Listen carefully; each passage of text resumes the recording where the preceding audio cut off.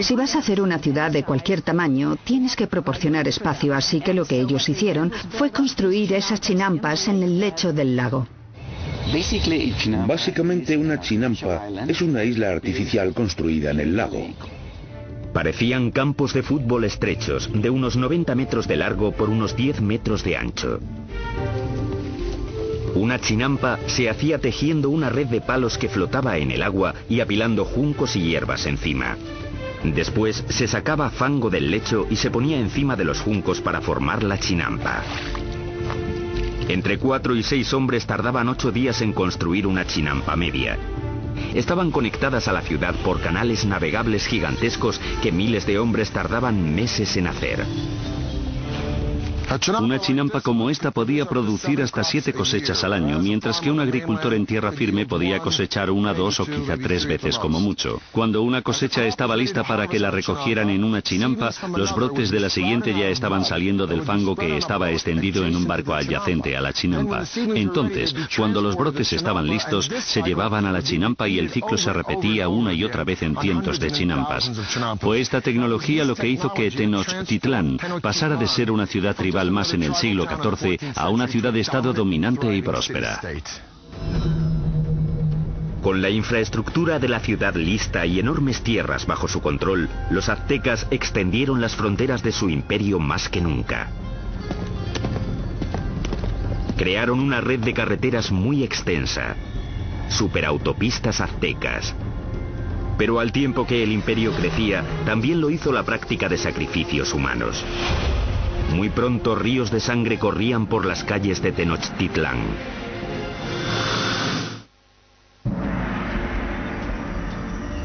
Hoy, Tenochtitlán, la capital del imperio azteca, ha desaparecido, enterrada bajo la actual Ciudad de México.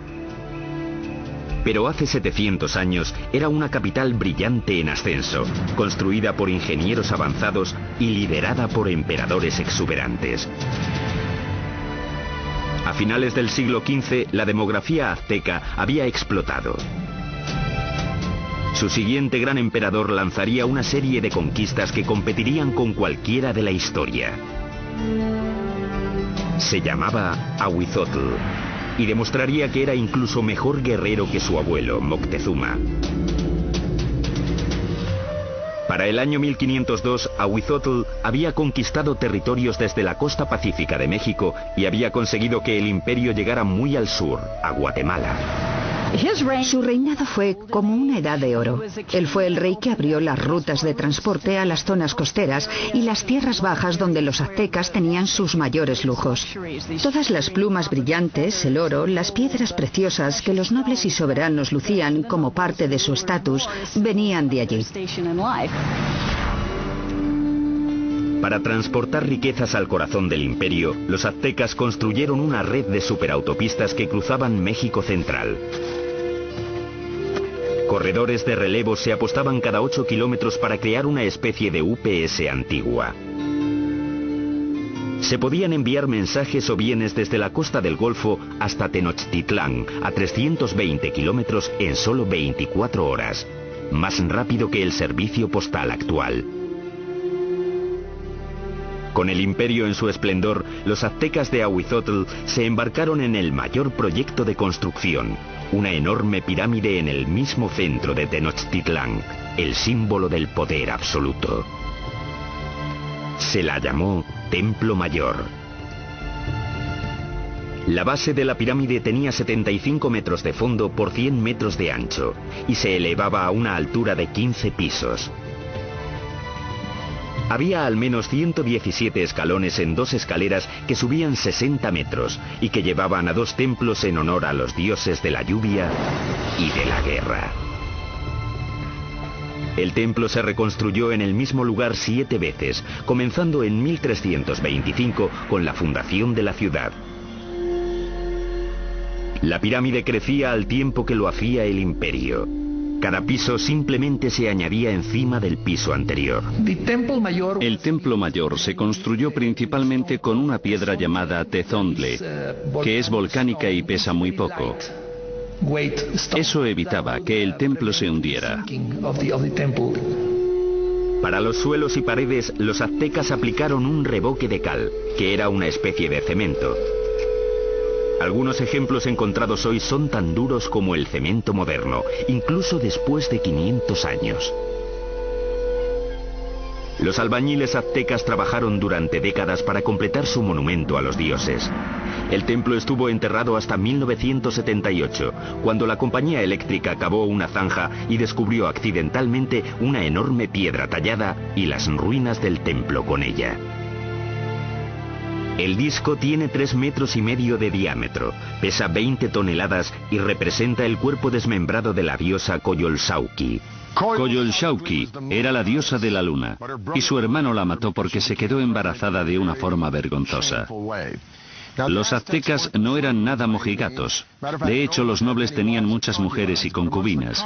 Pero entre el populacho, sobre todo las mujeres, el adulterio estaba prohibido y se castigaba severamente, a menudo con la muerte. Según la leyenda, el hermano de la diosa de la luna le cortó la cabeza y tras decapitarla tiró el cuerpo por una colina. Los aztecas representaban este asesinato literalmente y a menudo en festivales durante todo el año. Decapitaban a sus víctimas en la cima de la pirámide y luego tiraban los cuerpos por las escaleras hasta la gran piedra de abajo. Para los romanos, el tesoro más preciado era el oro. Para los egipcios era el más allá. Para los aztecas era la sangre humana. Creían que tenía que haber reciprocidad con los dioses, así que tenían que agradecer a los dioses dándoles lo más preciado que tenían, que era la sangre humana. Los aztecas la llamaban agua preciosa, y creían que si los dioses no la recibían en grandes cantidades, el mundo acabaría en apocalipsis. Adornar los muros interiores de los templos con sangre humana fresca era práctica común. Y el olor tenía que ser horrible. Para dedicar su expansión del gran templo, el emperador Azhuitzotl hizo un sacrificio en masa. Las cabezas de las víctimas se expusieron con orgullo en estantes alrededor del templo. Según las crónicas, dicen que sacrificaron a 20.000 personas. Desde un punto de vista práctico y desde un punto de vista científico, parece imposible. Así que creo que la crónica, que la escribieron fuentes españolas, quería decir que a sus ojos había muchos. Durante el reinado de Azhuitzotl, las sangrías se dispararon. La vida en Tenochtitlán se convirtió en una orgía de muerte.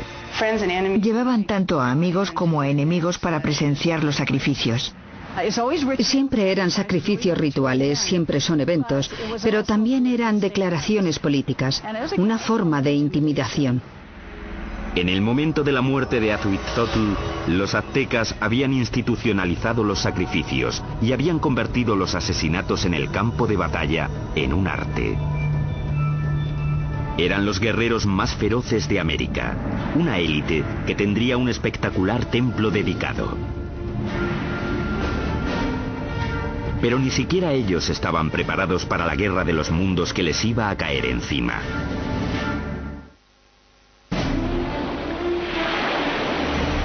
Corría el año 1502. Azhuitzotl, emperador de los aztecas, muere. Moctezuma II, un ex sacerdote de 34 años, sube al poder.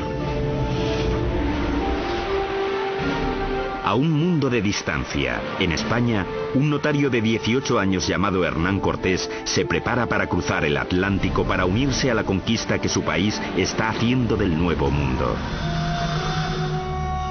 El imperio azteca está en su cenit. Ahora se extiende por al menos 210.000 kilómetros cuadrados, desde Tenochtitlán hasta las dos costas y muy al sur hasta Guatemala. Unos 25 millones de personas formaban la ley azteca. Había 38 provincias cuyos habitantes pagaban importantes impuestos, enriqueciendo así a los nobles. La ciudad se extendió, reluciendo por los canales y el lago, adornada con árboles y mansiones preciosas. Y Moctezuma II lo presidía todo. Era conocido por sus habilidades políticas y militares. Un líder duro, mató a la población de las ciudades que no se doblegaban a su mandato. Pero en privado estaba inquieto.